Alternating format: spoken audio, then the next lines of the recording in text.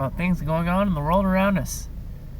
I am alive once again to talk about Donald Trump today. And I haven't talked about him in a while because I think people finally kind of understood who he is. I think, as Ben Shapiro put it, he's just a loudmouth New Yorker. He's a lot more than that, I think. But one thing I definitely don't think he is Adolf Hitler. He shares some things in common with the genocidal maniac, but not the genocidal maniac part. One thing he actually does share, which is why I'm not surprised about this at all, is he is a populist, meaning he kind of just goes with what's popular, quite often actually. He was a Democrat until 2012 even, or 2011. He was a Democrat until recently, so him doing what he's doing right now is not surprising at all. So for those of you who don't know what I'm talking about, I'll just sell it to you straight. Donald Trump today met with a lot of people proposing anti-gun bills. He was actually sitting right next to the most anti-gun senator and possibly the most anti-gun politician in the history of American politics, Dianne Feinstein, who is often clueless about guns. In fact, Dianne Feinstein was just tweeted yesterday a picture of like a bloody gun, saying that, or a picture of a gun with blood on the ground, saying that,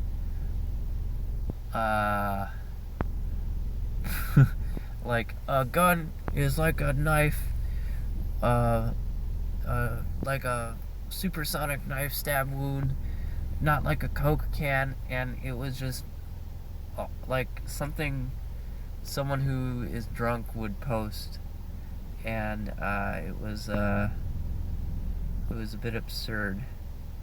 And the reason why I'm like, I got the camera low, by the way, is there's this chip, or for those of you who don't know, California Highway Patrol officer a couple car lengths behind me, so I'm trying to be careful not to get pulled over. In fact, to do that, I just won't get on the freeway and see where they take it, because it's out of their jurisdiction.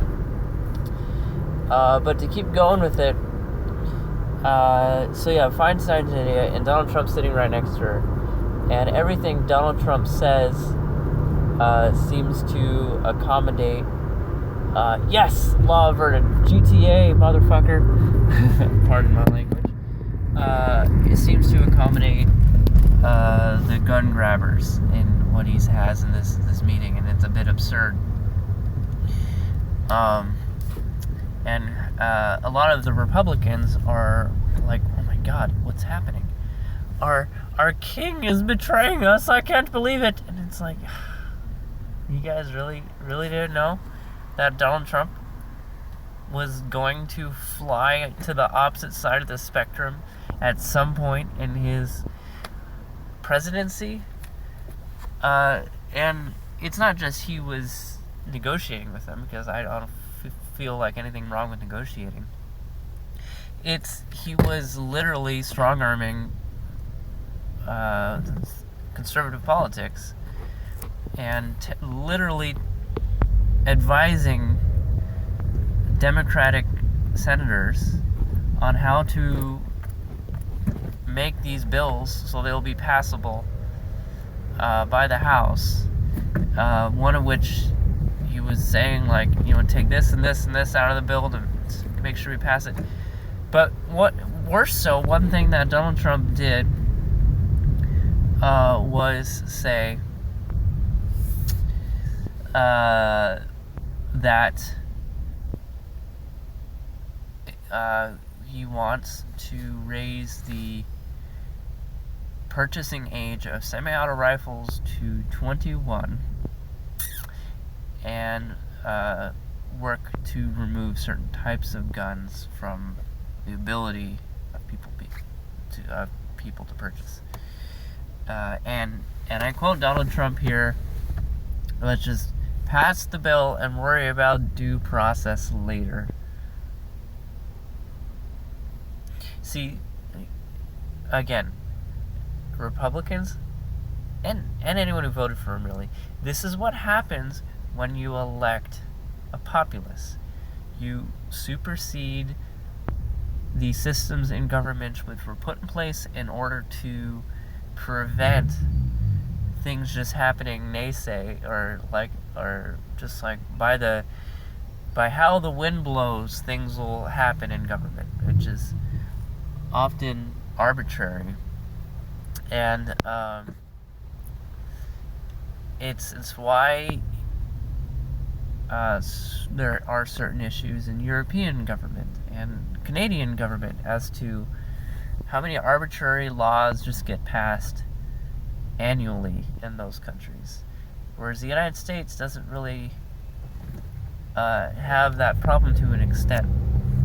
Yes, there's thousands of bills that are debated over in the United States, but things aren't just arbitrarily passed often in the United States because of the gridlock that is designed by our founders.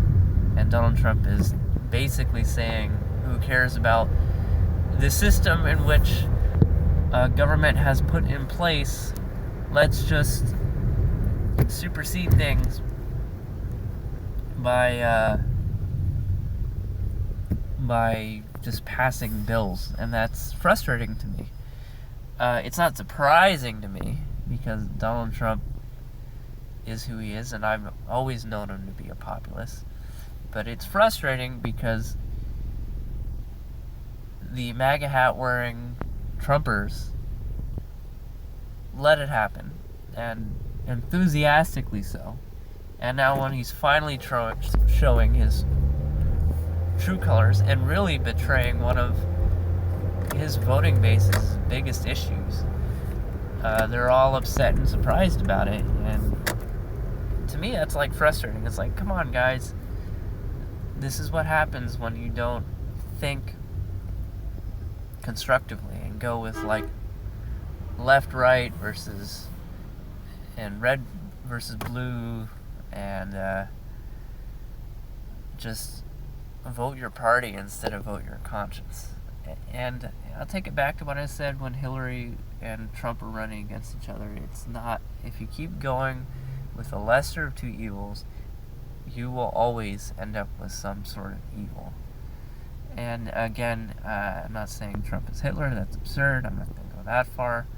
But Trump does share one major con of the dictator, is he likes to go with what's popular and kind of put his ear to what people want. And the biggest con of democracy is when 51 people want something, 49 people are forced to have it. Often regardless of... Get back on the freeway. So regardless of how stupid or selfish that thing is. Regarding the gun thing, what Trump actually wants about the age of 21 being the purchasing age of semi-auto rifles,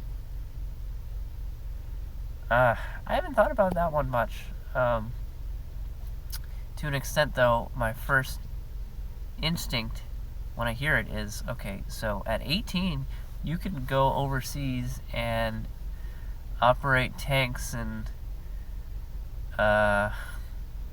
full auto machine guns to shoot at people, but they don't find you responsible enough to own your own semi-auto rifle, which is a completely different thing.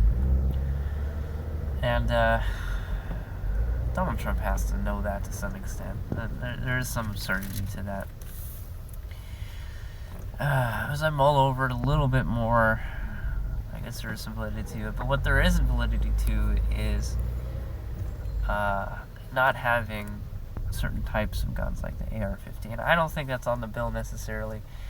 And Trump's pushing the bump stock. If you watch how the bump stock operates, I've never tried a bump stock, but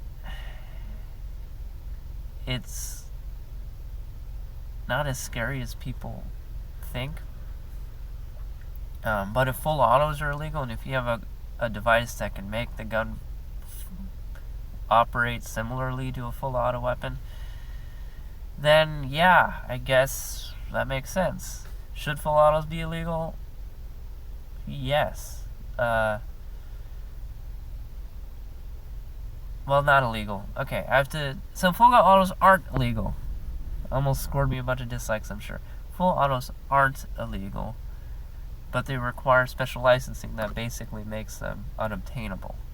Makes them really expensive, and makes you get insurance that is absurdly expensive to use and operate. And that's why full autos are often only seen within